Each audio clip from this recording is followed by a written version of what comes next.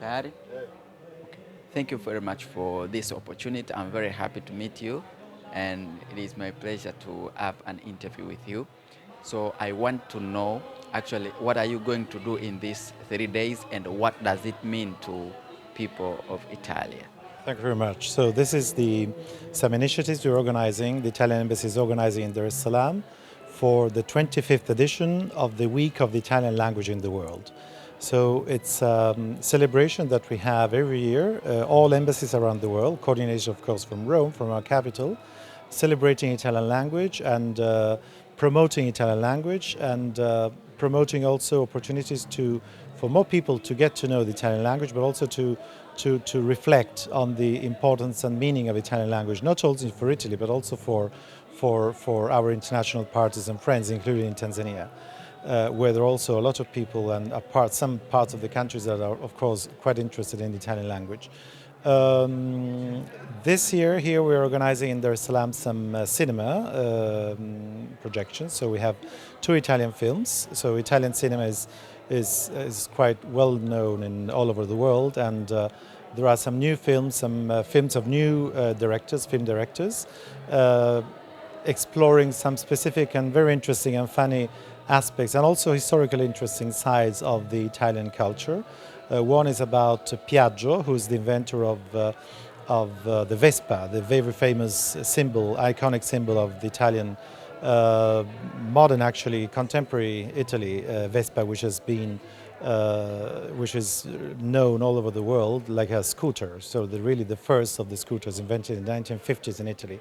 And tonight we're going to show the film Zamora, which is a film about football, but also about Italy in the 1960s, Milan in the 1960s, and about against this backdrop of football, about friendship and love and human relations. So it's new Italian film directors, cinema directors, exploring and expressing these quite interesting and funny sides of the Italian social life and history also when it comes to Piaggio.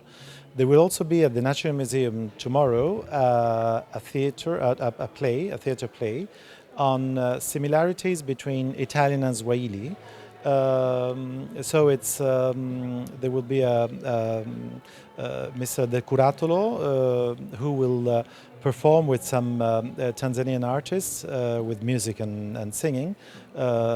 It's a show really exploring the similarities between our two languages. And actually, there are a lot of similarities. First of all, for example, the way they look, the words, the Italian words and Swahili words, they're quite similar, and they always end with a vowel at the end, which is quite a peculiar thing. But also there are more, of course, more substantial similarities and connections. So these are just some ideas that we thought in order to get to know Italian culture and Italian language to the Tanzanian public. There will also be the involvement of the Comitato Dante Alighieri, and Dante Alighieri is the main organization promoting the Italian language worldwide. And there is also a Dante Alighieri committee here in Tanzania,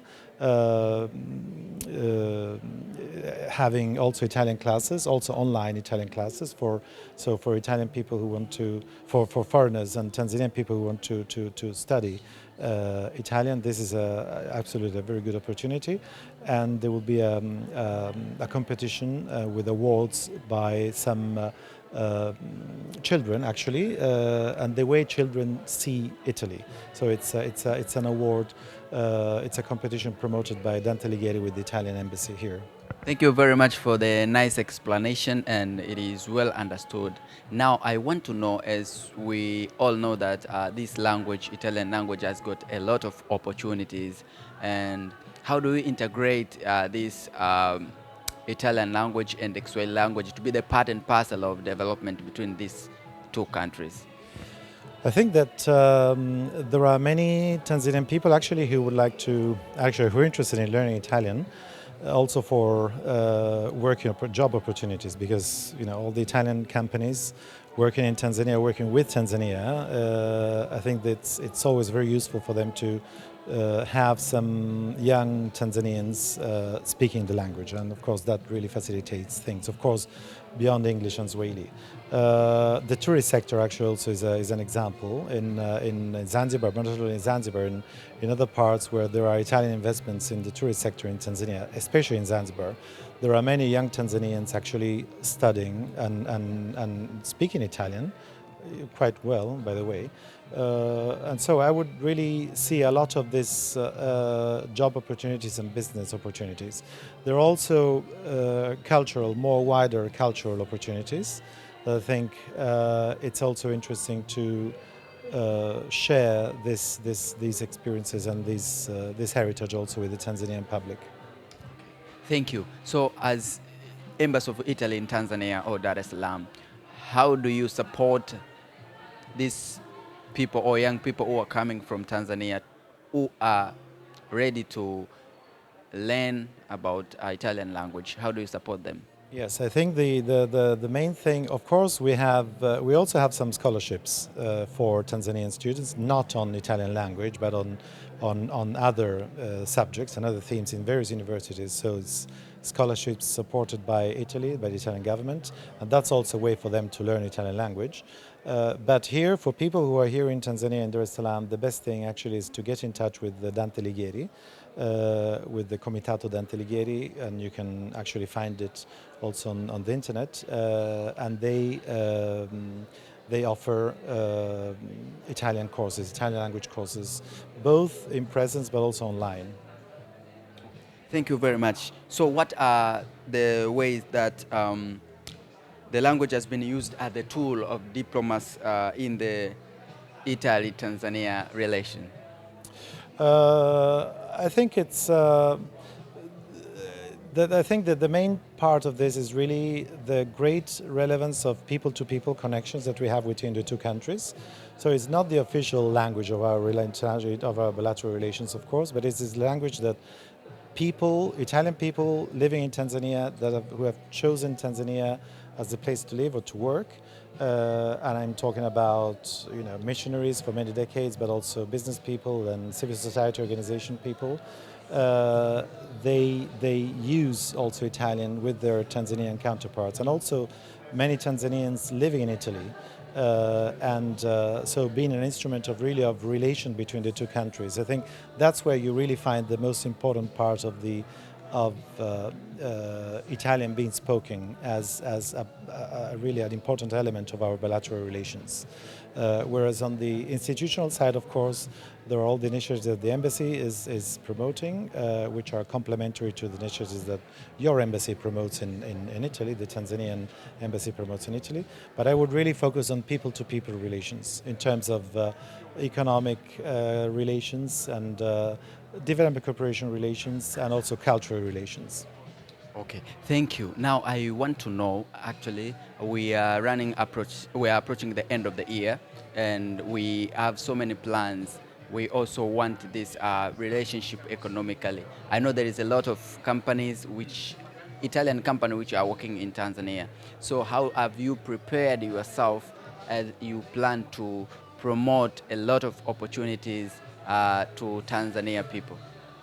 Well, we had actually a few months ago a bilateral business forum, between Italy and Tanzania. It was held here in Dar es Salaam, and that was a very good opportunity to promote and foster economic ties and commercial ties between our two countries.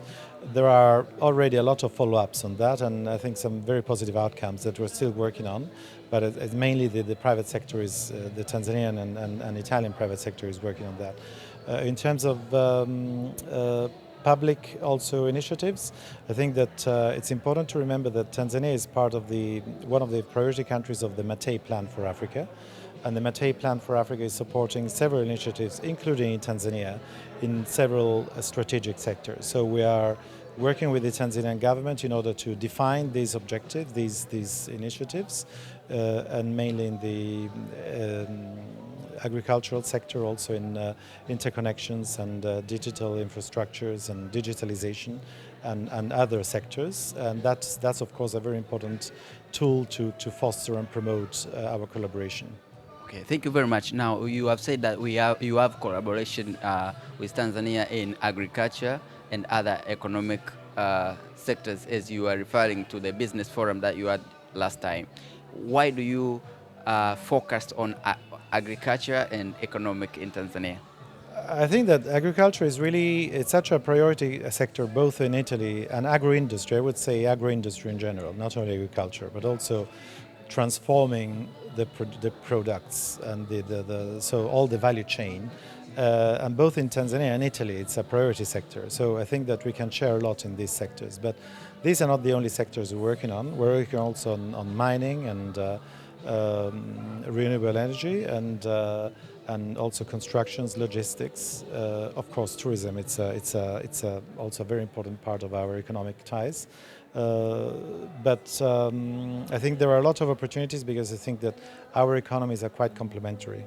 Tanzania having a lot of resources, we have a lot of more developed industries that we can share with Tanzania our skills and our technology also in order to make sure that the value chain in Tanzania, the different sectors in Tanzania is stronger. An example of that is coffee, for example, and we're working on that in order to strengthen the coffee value chain in Tanzania.